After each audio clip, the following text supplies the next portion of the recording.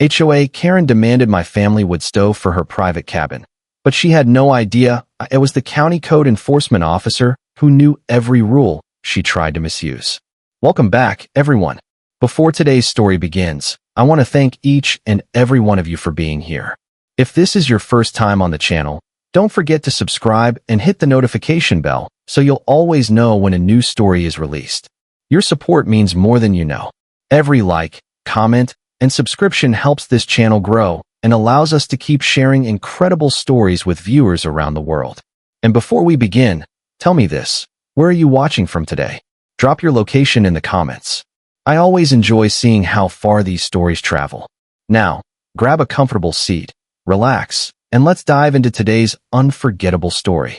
The first thing Caroline Whitaker said when she saw my wood stove was not a compliment.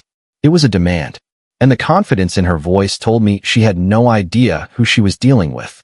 The flames inside my old cabin stove were glowing orange when I heard the sound of tires moving across the gravel driveway. It was early winter, the kind of morning when frost covered the trees and the cold air carried the smell of pine and smoke through the valley. I was standing near the fireplace, checking the iron door and making sure the old stove my father installed decades ago was working properly. That wood stove was more than a source of heat. It was part of the cabin's history. Every scratch on the metal, every mark from years of use, reminded me of the weekends my family spent there when I was younger. Then I saw the black SUV stop near my property line. A few seconds later, Caroline Whitaker stepped out. She was the president of our HOA board, and she carried herself like someone who was used to people moving aside when she arrived. She wore an expensive coat, held a folder against her chest, and walked toward my cabin without hesitation. I stepped outside before she reached the porch. "Morning, Caroline. Can I help you?" She didn't return the greeting. Instead, she looked past me through the window at the wood stove glowing. "Inside. That stove," she said. "We need to talk about it." I looked back at the cabin. "What about it?" She opened her folder and pulled out a few pages. "The HOA has reviewed several concerns regarding property standards, and we believe that stove would be better used at my cabin nearby." For a moment, I thought I had misunderstood her. "Your cabin?" I asked. She nodded as if the answer was obvious. "Yes, it fits the style better, and frankly, it would be a better addition there." I stared at the document in her hand. "Are you asking to buy it?" Her expression changed slightly. "No. I'm asking you to cooperate with the HOA's decision." That was the moment I realized this conversation was not about a request. It was about control. "Caroline, this stove belongs to me. It was installed legally, and it is part of my property." She smiled politely, but there was no warmth behind it. "Ethan, I think you misunderstand how community rules work." I had heard those words before from people who confused influence with authority. "Maybe," I replied calmly. "So show me the rule that gives the HOA the right to take my personal property." For the first time, she paused. Only for a second, but I noticed. She looked down at her papers and quickly recovered. "There are safety considerations involved." "What safety violation?" I asked. She didn't answer directly. Instead, she mentioned inspections, community expectations, and maintaining standards. None of those words explained ownership. None of them created permission. I stayed quiet and let her continue. Because every sentence mattered. Every claim. Every assumption. Every attempt to create authority where none existed. Caroline eventually handed me a notice and told me the board expected my cooperation. Before leaving, she looked at the cabin one more time. "I hope you make the right decision." I watched her SUV disappear down the road. Then I looked at the paper in my hand. A normal homeowner might have felt pressured. A normal homeowner might have argued. But I knew something Caroline didn't. The strongest response is sometimes patience. So I walked back inside, placed her notice beside my property records, and started building a file. Caroline thought she had found an easy homeowner to push around. She didn't realize she had just created a situation where every rule she mentioned would eventually be examined by someone who understood them better than she ever could. The moment Caroline Whitaker sent that first HOA notice, she believed the outcome was already decided. What she didn't realize was that every word she wrote was creating a record she would eventually have to explain. The morning after her visit, I sat at my kitchen table inside the cabin with a cup of coffee, the HOA notice placed beside my property documents. Outside, snow covered the ground, and the only sound was the wind moving through the trees. It was peaceful, But the paper in front of me represented something completely different. It wasn't just a request. It was an attempt to use authority where there might not be any. I read the notice carefully from beginning to end. Caroline had used phrases that sounded official. Community standards. Safety concerns. Board expectations. They were powerful words if someone heard them quickly. But when you looked closer, they lacked something important. They lacked an actual rule. I opened my laptop and reviewed the HOA guidelines connected to my property. I searched through every section related to exterior modifications, safety requirements, and property maintenance. Nothing mentioned ownership of personal appliances.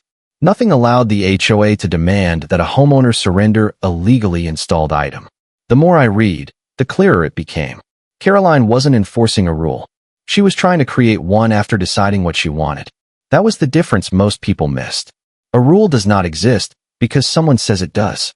It exists because it was properly established, documented, and applied fairly. I saved copies of everything. The notice, the attachments, the emails, the time and date of her visit. I didn't do it because I expected a fight. I did it because experience taught me that memories change, but records do not. 3 days later, Caroline sent another message. This one was less friendly. She wrote that failure to cooperate could result in further action from the HOA board. I stared at those words for a moment. There it was again.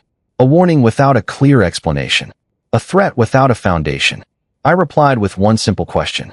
Please provide the specific HOA provision that authorizes the removal or transfer of privately owned property. Her response came several hours later. She avoided the question completely. Instead, she repeated that the board had concerns and expected compliance. That answer told me everything I needed to know. Caroline wasn't looking for a conversation. She was expecting obedience. But I had no intention of making this personal. I didn't mention my job. I didn't tell her that I worked as a county code enforcement officer. I didn't use my position to intimidate her. Because the truth was stronger when it stood on its own. If her argument was valid, it should survive the same review process applied to everyone else. If it wasn't, no title would be needed to prove it. Later that week, I noticed Caroline driving past my property again. She slowed down near the driveway, looking toward the cabin as if she was checking whether I had followed her instructions. I watched from the window, but stayed inside. The wood stove continued burning quietly. The cabin remained warm. Nothing had changed except one thing. I now understood that Caroline was not going to stop with a letter. She believed the HOA could pressure me into giving up. She believed I was just another homeowner who would eventually surrender. What she didn't know was that I had spent years studying the exact rules she was trying to bend. And soon, she was going to discover that a person who understands the system is much harder to control than someone who fears it. I knew the moment Caroline placed that warning letter on my porch that she wasn't trying to solve a problem. She was testing whether I would surrender.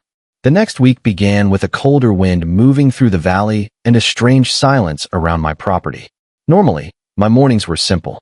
I would check the cabin, inspect the wood stove, and enjoy the quiet before starting my day. But now, every time I looked toward the driveway, I wondered what Caroline would try next. She had already made her intentions clear. She wanted my wood stove, and she believed the HOA gave her enough power to take it. On Monday morning, I found another envelope attached to my mailbox. This one was thicker than the first. Inside was a formal notice from the HOA board requesting a property compliance review. The wording sounded professional, but the meaning was obvious. Caroline was escalating. I read the document slowly, paying attention to every sentence. It mentioned concerns about safety, appearance, and community consistency. But once again, there was no specific violation. No damaged property. No improper installation. No actual rule that connected my wood stove to any problem. It was simply another attempt to create pressure through official-sounding language. I placed the notice beside the first one and started organizing my records. Dates, messages, photos, copies of every document. I wasn't preparing for a fight. I was preparing for the truth to be examined. Later that afternoon, Caroline arrived with 2 other HOA board members. They stood near the porch while I stepped outside. Their expressions told me they expected this conversation to go differently.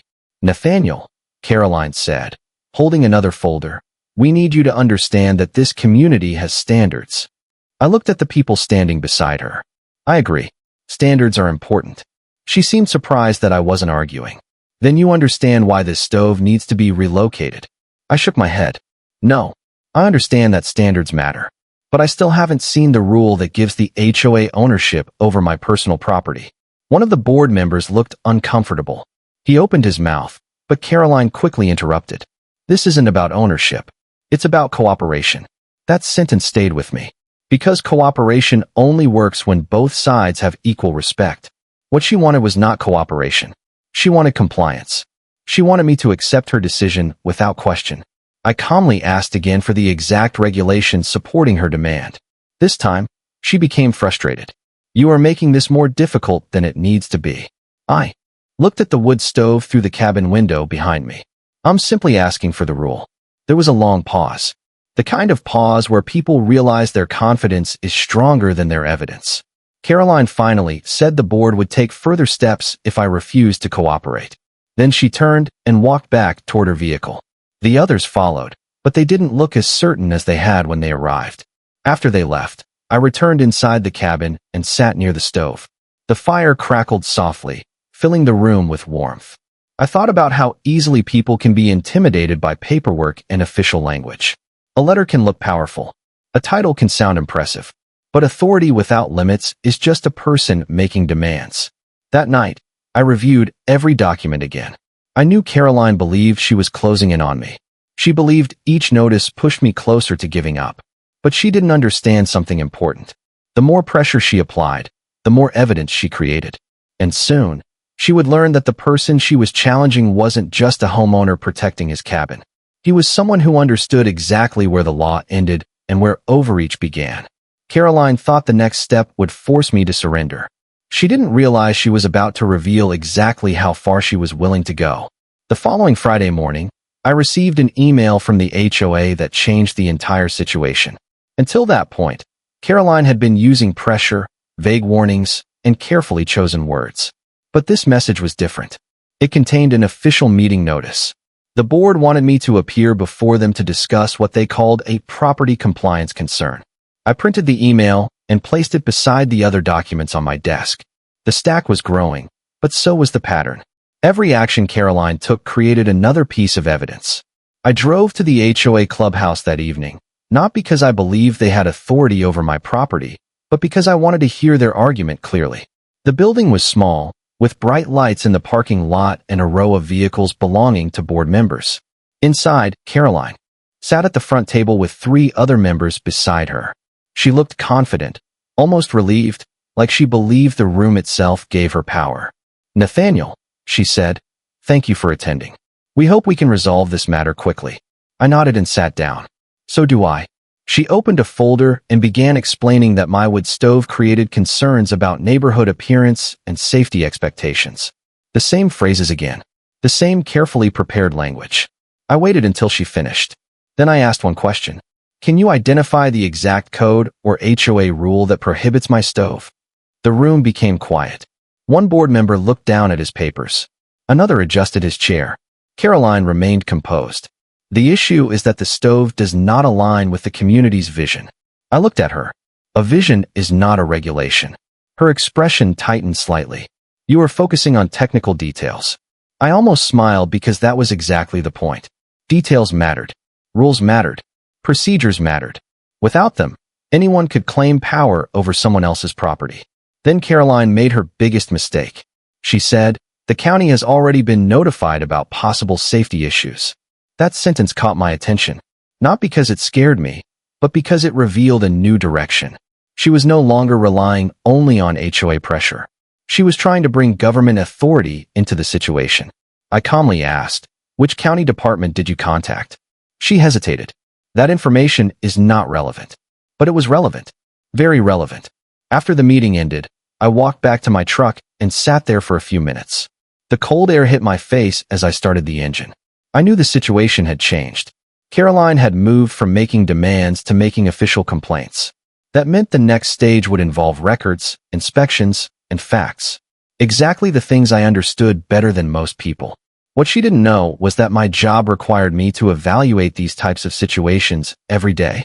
I was the person who reviewed codes, investigated complaints, and separated legitimate concerns from personal conflicts. But I still kept that information. Private. I didn't want Caroline to lose because of my position. I wanted her to lose because the facts were against her. When I arrived back at the cabin, I walked inside and placed another document beside the wood stove. The fire was still burning steadily, filling the room with the same warmth it had provided for years. Caroline believed she was building a case against me. She didn't realize she was building one against herself. Every threat, every complaint, every attempt to stretch authority beyond its limits was leading toward the same moment. The moment when everything would finally be reviewed by someone who cared more about facts than influence. Caroline thought involving the county would finally give her the authority she wanted. What she didn't know was that the complaint she filed was about to reach the one place where facts mattered more than influence. The following Monday morning, I received a formal notice from the county regarding the complaint submitted by the HOA. I sat at my desk and looked at the document for several minutes before opening it. The irony was impossible to ignore. Caroline had tried to use the system against me, but she had unknowingly moved the situation into a process built around evidence and accountability. Still, I knew better than to react emotionally. My position as a county code enforcement officer meant I had to follow the same standards I expected from everyone else. I immediately reported my personal connection to the property and requested that another officer handle the review. Some people might have used their position to take control of the situation. I refused to do that. If I wanted the outcome to be fair, the process had to be fair from the beginning. A few days later, an independent county inspector arrived at my cabin. The morning was cold, and a thin layer of frost covered the wooden steps leading to the porch. The inspector introduced himself, reviewed the documents, and began examining the stove installation. Caroline was not there, but I could imagine the confidence she had while filing the complaint. She probably believed the inspection would prove her right. Instead, the inspector spent nearly an hour reviewing the stove, the installation records, and the safety requirements. He checked the clearances, the ventilation, and the documentation from the original installation. Finally, he closed his folder and looked at me. "Everything appears compliant," he said. "I don't see any violation connected to this stove." Those words were simple, but they carried a lot of weight. Not because I needed someone to prove I was right, but because Caroline's entire argument depended on the idea that she had authority over something she never controlled. The official report was completed 2 days later. It confirmed what I already knew. The wood stove was legally installed and did not violate county requirements. But the story didn't end there, because the county review also revealed something else. The complaint contained several statements that suggested the HOA believed community preference was enough to override private property rights. That was the part Caroline never understood. A neighborhood association can create guidelines. It can establish reasonable standards. But it cannot simply decide that someone else's property becomes available because a board member wants it. When the report reached Caroline, her reaction was immediate. She requested a meeting with me. When we met outside the HOA office, she looked different from the person who first arrived at my cabin. The confidence was still there, but something underneath had changed. "You knew this would happen," she said. I looked at her calmly. I knew the facts would matter. She narrowed her eyes. "You never told me who you were." I nodded. "Because my job should not change the rules. The rules should be enough." For the first time, she had no quick answer. She had spent weeks believing my silence meant weakness. She never considered that it was discipline. I didn't need to threaten her. I didn't need to reveal my title. I only needed to let the process work. As she walked away, I watched her glance back toward my cabin in the distance. The same cabin she thought she could control. The same wood stove she thought she could claim. But now she knew the truth. The person she had tried to pressure was not someone who ignored the rules. He was someone who understood them better than anyone in the room. Caroline finally understood that the person she tried to pressure was not the person she thought he was. But the biggest mistake she made was believing my job gave me power. The truth was, the rules had power all along. After the county inspection was completed, I expected Caroline to step back. Instead, she doubled down. She called another HOA meeting, this time presenting herself as someone protecting the community from a homeowner who supposedly refused to cooperate. When I entered the clubhouse that evening, I immediately noticed the difference. The room was more crowded than before. Several homeowners sat along the walls, curious about what had happened. Caroline stood at the front with her usual confidence, a stack of papers arranged neatly in front of her.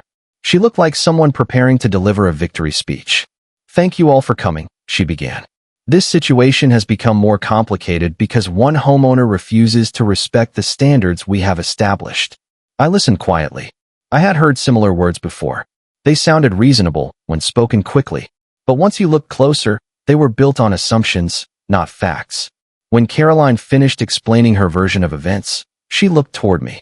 "Nathaniel, would you like to respond?" I stood up and walked toward the table. I didn't bring a speech. I didn't bring anger. I brought documents. "I would like to clarify a few things," I said. I placed the county inspection report on the table. The room became quiet as people looked at the official findings. The wood stove was inspected. The installation was reviewed. No violation was found. A few homeowners exchanged looks. Caroline immediately responded. "That does not change the fact that the HOA has concerns." I nodded. Concerns are allowed, but concerns are not the same as violations. That sentence changed the atmosphere, because everyone understood the difference. A concern can start a conversation. A violation requires evidence. Caroline tried to redirect the discussion toward appearance and community expectations, but the questions from the homeowners became more direct. "Where exactly does the HOA rule say he has to remove it?" one neighbor asked. Caroline opened her folder. She looked through the papers, but never found an answer. Another homeowner asked, "Wasn't the county report clear?" This time, Caroline's confidence began to weaken. She had spent weeks making it seem like the issue was obvious.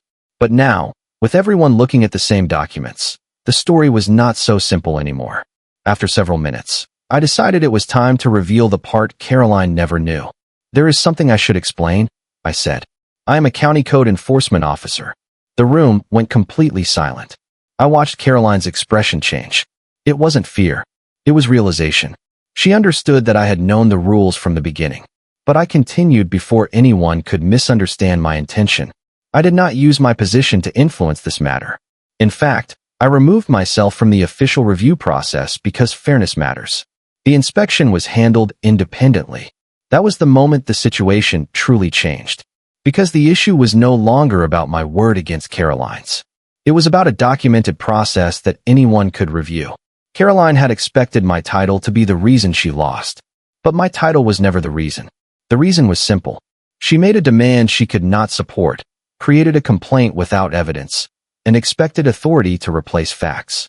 As the meeting ended, I looked through the window toward the road leading back to my cabin. The lights from the clubhouse reflected against the snow outside. The wood stove was still there. My property was still mine. And for the first time, everyone in that room understood what Caroline had refused to accept from the beginning. Rules do not belong to the loudest person in the room.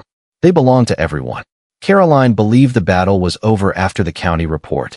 She thought the attention would disappear and everyone would move on. What she never expected was that her own actions had created a much bigger question about the way she used her authority. The days after the HOA meeting were strangely quiet. For the first time in weeks, there were no warning letters on my porch, no emails filled with vague accusations, and no unexpected visits from Caroline. But silence does not always mean peace. Sometimes it means someone is trying to figure out their next move. I continued living normally at the cabin. Every morning, I started the wood stove, listened to the fire crackling inside the metal chamber, and watched the smoke disappear into the cold mountain air. The stove had never been the problem. It had always represented something bigger. It represented whether one person could simply decide that another person's rights did not matter. A week later, I received a call from another county department asking about the HOA's complaint history. They were not investigating me. They were reviewing the information connected to the situation. That caught my attention. I answered every question honestly and provided the records I had collected from the beginning. The emails, the notices, the meeting documents, the inspection report. I never exaggerated anything. I didn't need to. The timeline spoke for itself. As the review continued, I learned that Caroline's complaint was not the first time the HOA had created conflicts with residents over unclear enforcement decisions. Several homeowners had experienced similar situations, but had chosen not to challenge them. That was the part that bothered me most. Not the wood stove, not the arguments. It was the idea that people could be pressured into giving up simply because someone sounded official. A few days later, I received an invitation to attend another HOA meeting. This time, The atmosphere was completely different. Homeowners arrived with questions instead of assumptions. They wanted explanations about how decisions were being made and whether rules were being applied equally. Caroline sat at the front table again, but the confidence from before was gone. She looked through her documents more often than she looked at the people in the room. One homeowner stood and asked, "Why was Nathaniel targeted for something that passed county inspection?" Caroline tried to answer, but her response focused on community standards instead of the actual question. Another resident asked, "Were other properties reviewed the same way?" That question created a long silence. Because fairness was the issue now. Not the stove. Not my cabin. Not me. The process itself. I watched carefully as the conversation shifted. The same people who had listened quietly before were now asking for transparency. Caroline had spent weeks trying to prove that I was the problem. Instead, she had accidentally encouraged everyone to look closer at how decisions were being made. After the meeting, one of my neighbors approached me outside. The evening air was cold, and the lights from the clubhouse reflected across the parking lot. "I owe you an apology," he said. "I thought you were just refusing to cooperate." I nodded. A lot of people believe that. That's why facts matter. He looked toward the building. "Do you think things will change?" I looked back at the cabin lights in the distance.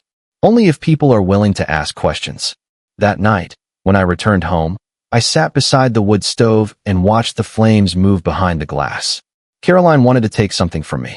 Instead, she gave the entire community a reason to look closer. And she still had no idea that the biggest consequence of her actions had not arrived yet.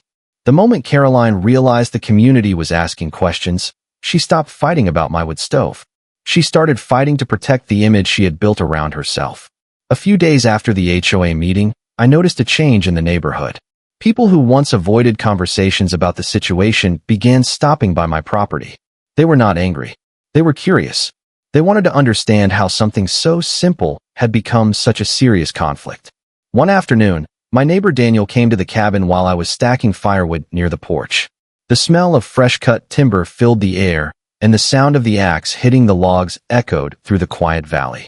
He looked toward the cabin and smiled. "Funny how this little stove caused all this trouble," he said. I looked back at the chimney, releasing a thin line of smoke into the afternoon sky. The stove was never the real issue, I replied. It was about whether someone could make a decision for another person without having the right to do it. Daniel nodded slowly. More people were starting to understand that. But while the community was becoming more aware, Caroline was becoming more defensive. She began sending messages to HOA members explaining her actions. She claimed she had only been trying to maintain standards and protect property values. But the documents told a different story. The timeline showed repeated demands without clear authority. It showed a complaint that led to no violation. It showed a pattern of pressure instead of cooperation.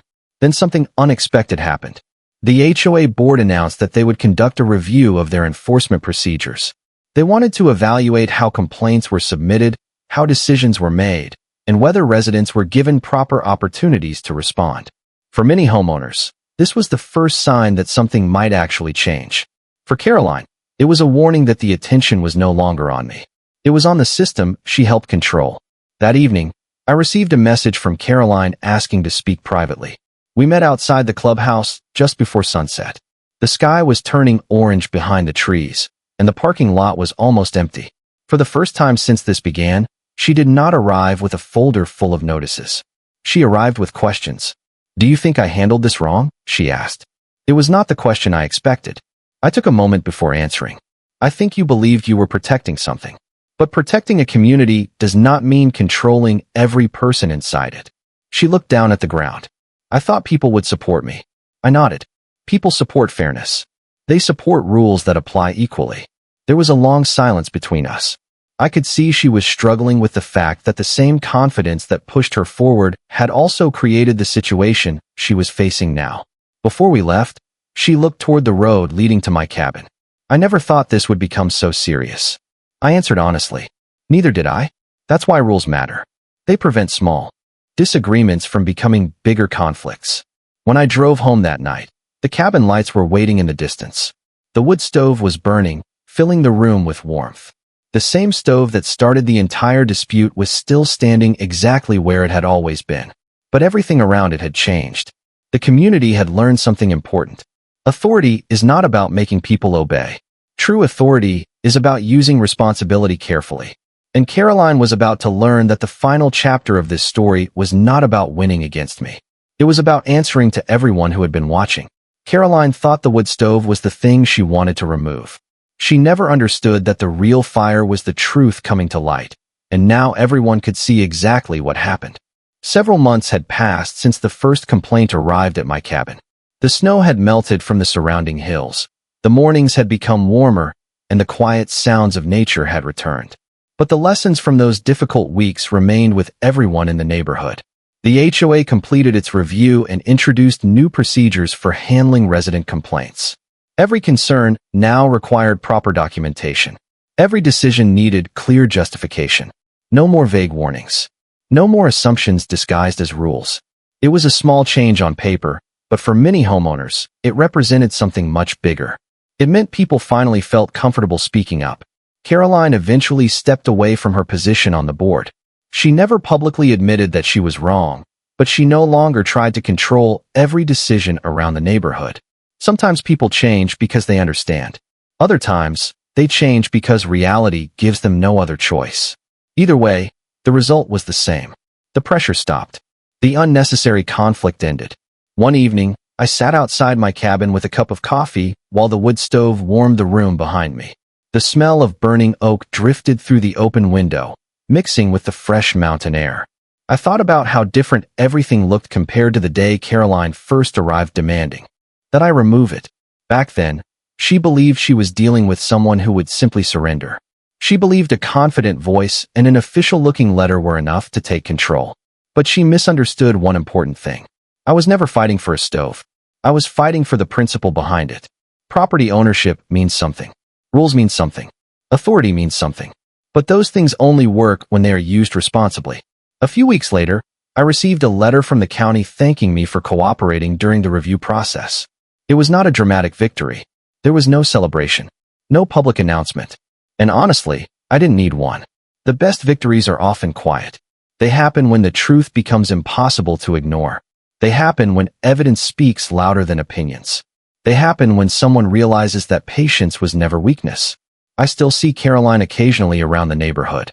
We don't talk much, but there is no hostility anymore. The situation changed both of us. She learned that a title or position does not automatically make someone right. I learned that sometimes standing calmly for what is fair can encourage others to stand too. Looking back, the strangest part of the entire experience was how one simple wood stove exposed everything. It revealed how quickly authority can be misunderstood. It revealed how easily people can accept a claim without checking the facts. And it revealed that fairness does not need to shout. It only needs to remain standing long enough for the truth to catch up. Today, that same wood stove still burns inside my cabin.